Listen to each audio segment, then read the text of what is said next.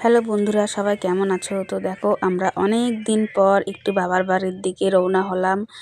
আর বাবার বাড়ি যাওয়ার উপলক্ষে হচ্ছে, আমার বাবার বাড়ি আছে পুজো, রাধাকৃষ্ণর পুজো। তো তার জন্যই আমরা সকাল সকাল বেরিয়ে পড়লাম। তো সবাইকে শুভ সকালের অনেক অনেক শুভেচ্ছা জানিয়ে আমি আমার ভিডিওটা শুরু করলাম। বন্ধুরা, তোমরা অবশ্যই পুরো ভিডিওটা দেখো, ভালো লাগবে। তো যেহেতু অনেক দূরের রাস্তা, প্রায় 4 ঘন্টা লাগবে। আর আমার না সেই অনেক দূরের রাস্তায় যেতে গেলে আমার বাসে পুরো মাথা ব্যথা শুরু হয়ে যায়। তার জন্য একটু টোটো থামিয়ে একটু ওষুধ নিয়ে নিলাম। আর ওষুধটা থাকলে কি হয়, সুবিধা হয়। তো দেখো, যাওয়ার পথে একটা বাচ্চা কি সুন্দর করে টাটা দিচ্ছিল আমাদেরকে, খুবই ভালো লাগলো। আর তার থেকেও কি বলবো, আমার খুব ভালো লাগছিল দেখে।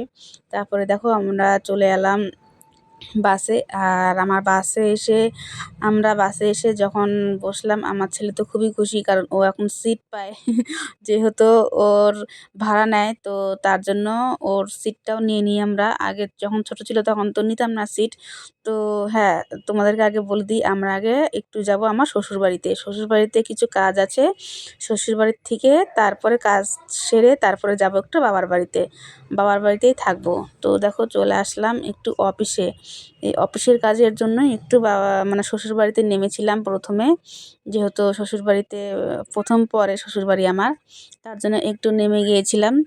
তো একটু দরকার ছিল কিসের, আমার মেয়ের সার্টিফিকেটটা না একটু নাম ঠিক করতে লাগবে, তার জন্য গিয়েছিলাম। তো সেখানে অফিসের লোকগুলা বললো এখন এসব কাজ নিবে না, পরে আসতে হবে। তো যাই হোক, সেটা করে আবার একটু ঢুকে পড়লাম আমার আমার আমার বাবার, কি বলবো, আমার শ্বশুরবাড়িতে। এসে এখানে বেশিক্ষণ দেরি করিনি, খাওয়া দাওয়া করে আবার চলে গেলাম আমরা। আর আমার ছেলেমেয়েরাও বলছিল তাড়াতাড়ি চলো, কারণ ওদের মামা বাড়ি যাওয়ার আনন্দটা একটু বেশি ছিল ঠাকুমা বাড়ির থেকে। আর আমরা তো শিলিগুড়িতে থাকি, তোমরা কেউ জানো না হয়তো। আমি আমার ছেলে মেয়েকে নিয়ে শিলিগুড়িতেই থাকি। তো আমার বাবার বাড়ি হচ্ছে কানকি।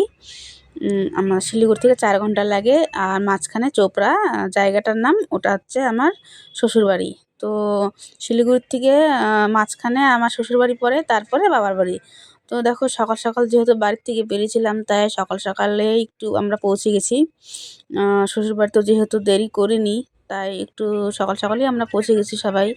তো আর শীতকালের রাস্তাঘাটগুলো দেখো এত সুন্দর লাগছিল, যেহেতু অনেক দিন পরে এসেছি না বাবার বাড়িতে। খুবই ভালো লাগছিল। আর ওদিকে গ্রামের সাইড, আমার বাবার বাড়ির ওদিকে গ্রামের সাইড খুবই ভালো লাগে। দেখো, আশেপাশে সব সর্ষে ক্ষেতের পরিবেশ, এত ভালো লাগছিল। আর আমরা তো টাউনে থাকি, এখন টাউনে এত সুন্দর পরিবেশ পাওয়া যায় না। আর এই সব পরিবেশ দেখে না সত্যিই খুবই, কি বলবো, খুবই উপভোগ করি। তো যাই হোক, আমরা চলে এলাম বন্ধুরা। প্রায় আর একটুখানি রাস্তা বাকি আছে, তারপরে আমরা চলে আসবো বাড়ি। তো দেখো, রাত্রেবেলা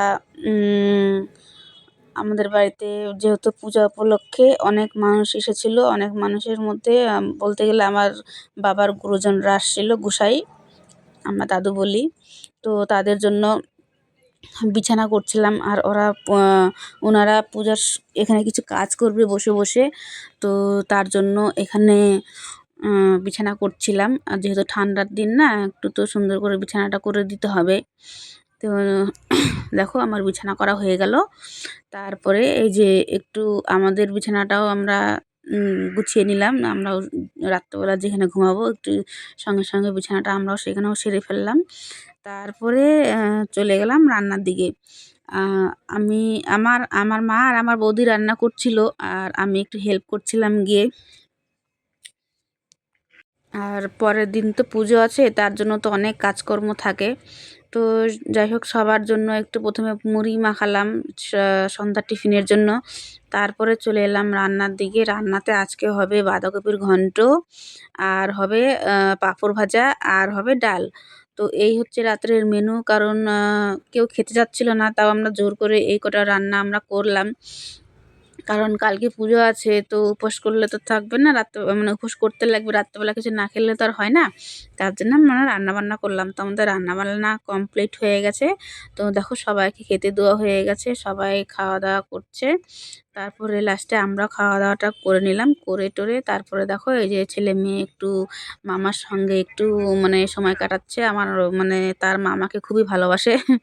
কি বলবো মামার বাড়ির আবদার বুঝতেই পারো কত ভালো।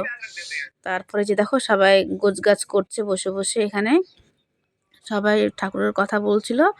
আর আমার তো ভালো লাগছিল না। সারাদিন অনেক মানে খাটাখাটনি গেছে। তার জন্য আমরা সবাই ঘুমিয়ে পড়লাম। ঠাকুরের কথা শুনতে সবাই ঘুমিয়ে পড়লাম। তো এইভাবে দিনটা কাটলো। ভালো লাগলে জানিও বন্ধুরা। টাটা, ভালো থেকো সবাই।